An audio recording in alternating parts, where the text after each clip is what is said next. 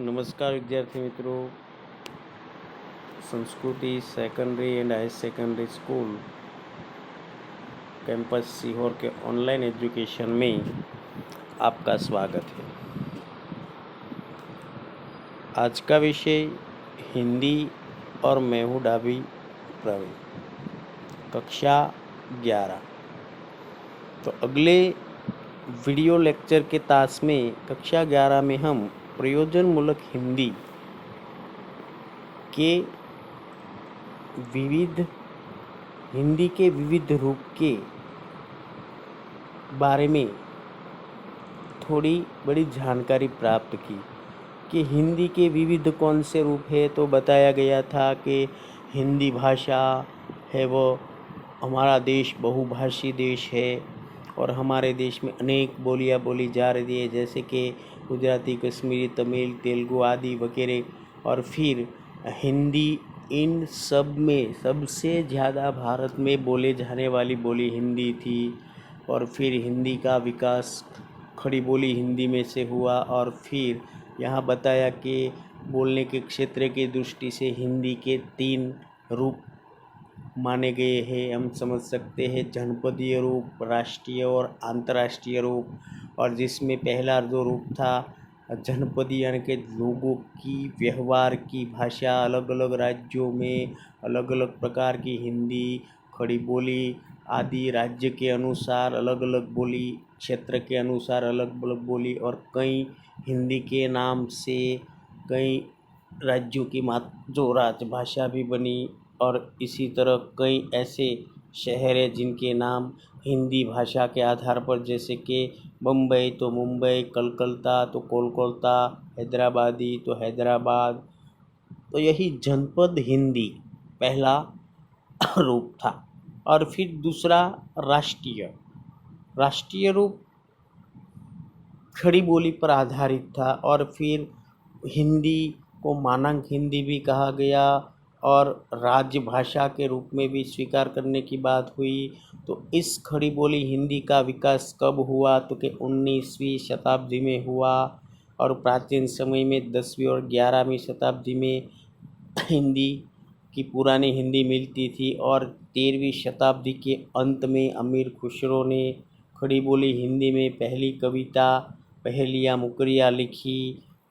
और फिर इस आरंभिक हिंदी के विकास में कई संत, नाथ, सिद्धों ने बड़ा योगदान दिया। और अलग अलग राज्य में, जैसे कर्नाटक में कण्हाप, और महाराष्ट्र में नामदेव तुकाराम, और गुजरात में नरसिंह मेहता, और फिर प्राणनाथ आदि लोगों ने हिंदी साहित्य के विकास में विशेष योगदान दिया। और फिर स्वाधीनता यानी कि स्वतंत्रता के आंदोलन में हिंदी भाषा का भी बहुत बड़ा योगदान है। और इस अलग अलग राज्य के अनुसार बंगाल में केशव चंद, सुभाष चंद्र बोस, और महाराष्ट्र में लोकमान्य तिलक, गुजरात में स्वामी विवेकानंद, महात्मा गांधी। और महात्मा गांधी ने इस राष्ट्र भाषा को हिंदुस्तानी ऐसा नाम दिया। और फिर हिंदी के 2 रूप के बारे में बताया गया, एक संस्कृतिनिष्ठ हिंदी और अरबी फारसी मिश्रित हिंदी। क्योंकि हिंदी भाषा संस्कृत, अरबी और अरबी भाषा से मिश्रित बनी हुई हिंदी है। और वहाँ तक हम अगले क्लास में पढ़े थे। तो आज यहाँ से शुरू करते हैं कि पूरे भारत के स्तर पर हिंदी का व्यवहार क्षेत्र सामाजिक, साहित्यिक और शैक्षिक, वैज्ञानिक, वाणिज्य एवं प्रशासनिक आदि विभिन्न कार्य क्षेत्रों तक फैला हुआ है। और इनमें सामाजिक, साहित्यिक और शैक्षिक क्षेत्रों की भाषा प्राय जन भाषा के अधिक निकट है। अलग अलग साहित्यिक, सामाजिक और शैक्षिक क्षेत्र है, उनमें जन भाषा, लोगों की भाषा अधिकतम हिंदी की निकट है। जबकि वैज्ञानिक, वाणिज्य और प्रशासनिक आदि क्षेत्रों की भाषा तकनीकी भाषा है। तो क्या बताया कि सामाजिक, साहित्यिक और शैक्षिक क्षेत्रों की भाषा जन भाषा से निकट है और वाणिज्य, विज्ञान और प्रशासनिक आदि क्षेत्रों की भाषा थोड़ी तकनीकी भाषा के रूप में अपनाया गया है। इस दृष्टि से मुख्यतः दो रूप दिखाई देते हैं। पहला जन व्यवहार की हिंदी और दूसरा प्रयोजन प्रयोजन कार्यक्षेत्र की हिंदी। तो किसकी इन दृष्टि से ये दो रूप दिखाई देते हैं। इनमें से पहला है जन व्यवहार की हिंदी के क्षेत्र। जन यानी कि लोगों के व्यवहार के हिंदी के क्षेत्र कौन से हैं। तो यहाँ बताया है कि सामाजिक संदर्भ तथा व्यवहारिक क्षेत्र में प्रयोग होने वाली हिंदी के मौखिक तथा लेखिक दो रूप मिलते हैं। सामाजिक संदर्भ और व्यवहारिक क्षेत्र में जो प्रयोग, सामाजिक यानी कि व्यवहार और व्यवहारिक क्षेत्रों में दोनों में कौन से दो रूप हिंदी के मिलते हैं। एक मौखिक जो बोलते हैं हम ही, और दूसरा लेखित जो लिखते हैं वो। और कार्य क्षेत्र के अनुरूप इनका रूप भी अलग अलग होता है। कार्य करने की प्रणाली कार्य क्षेत्र के रूप में सामाजिक क्षेत्र और व्यवहारिक क्षेत्र में दो रूप, एक मौखिक और एक लेखित, और कार्य क्षेत्र के अनुरूप में अलग अलग रूप मिलते हैं। जन व्यवहार की हिंदी के प्रमुख क्षेत्र निम्नलिखित है। जन व्यवहार के हिंदी के प्रमुख यानी कि मुख्य क्षेत्र निम्नलिखित मतलब नीचे बताए हुए है। जो 8 हमें यहाँ बताए गए हैं। कौन से जन व्यवहार के हिंदी के क्षेत्र के, तो पहला सरकारी अधिकारी, कर्मचारी और सामान्य जन के बीच संवाद। तो बड़े बड़े अधिकारी और कर्मचारी होते हैं और उनके साथ जो सामान्य लोग जो बातचीत करते हैं वह भाषा। और दूसरा सभा समारोह का संचालन करना। तीसरा किसी सूचना की उद्घोषणा करना। चुनाव प्रचार के व्याख्यान। और 5वीं कैसे मैच या घटना आंखों देखा हाल। और फिर समाचार लेखन या वांचन, आकाशवाणी, टेलीविज़न, समस्या निराकरण हेतु विभिन्न भागों, बैंक, पोस्ट ऑफिस, रेलवे आदि से संबंधित पत्र व्यवहार और फिल्म आदि से संबंधित पत्र व्यवहार। इनकी शैली औपचारिकता, अनौपचारिकता या आत्मीयता होती है। तो इन जन व्यवहार की हिंदी में अलग अलग जैसा जैसा कार्य उसी तरह हिंदी भाषा का प्रयोग होता। 8 प्रमुख क्षेत्र है। और दूसरा कि प्रयोजन परक कार्यक्षेत्रों की हिंदी। किसी भी देश के शासक के लिए स्वीकृत भाषा राजभाषा कहलाती है। बड़ा आईएमपी प्रश्न है कि किसी भी देश के शासन के लिए स्वीकृत भाषा राजभाषा कहलाती है। कोई भी देश किसी भी प्रकार का शासन करता है, देश को चलाता है, तो इसी देश को चलाने की उनकी जो भाषा है उसी भाषा को किस रूप में स्वीकृत यानी कि स्वीकारते हैं, राजभाषा के रूप में। इसलिए जो राज्य में जिस व्यवहार से जो शासन होता है उसी भाषा को राजभाषा कहते हैं। मान लो कि हमारे गुजरात में, तो गुजरात का संपूर्ण व्यवहार गुजराती में होता है, इसलिए हमारी राजभाषा क्या हुई, गुजराती। उसी तरह महाराष्ट्र में बात करें तो महाराष्ट्र में मराठी और कई ऐसे राज्य है तो वहाँ हिंदी। तो इसलिए यहाँ राजभाषा के रूप में हिंदी भाषा कुछ विशिष्ट प्रयोजन के लिए प्रयुक्त होती है।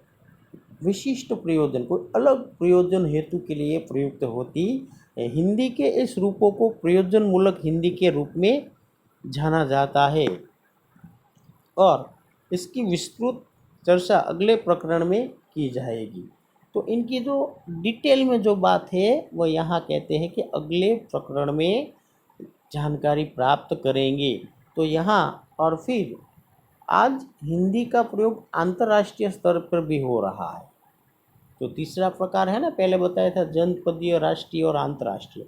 और राष्ट्रीय में अलग अलग जो बातें बताई, तो यहाँ अंतिम अंतर्राष्ट्रीय यानी कि राष्ट्रीय यानी हमारा देश और अंतर्राष्ट्रीय यानी कि और देश, दूसरे देशों के साथ जो व्यवहार होता है उसी स्तर पर भारत के बाहर फिजी, मॉरिशस, सूरीनाम, त्रिनिदाद और गुयाना आदि देशों में भारतीय मूल के निवासी संस्कृति महत्व की दृष्टि से हिंदी का प्रयोग करते हैं। अलग अलग देश, हमारे भारत के लोग जो बाहर गए हैं और वहाँ स्थानिक हो गए हैं और वहाँ उनका जो विस्तार है वहाँ इस हिंदी भाषा का प्रयोग करते हैं अंतर्राष्ट्रीय स्तर पर।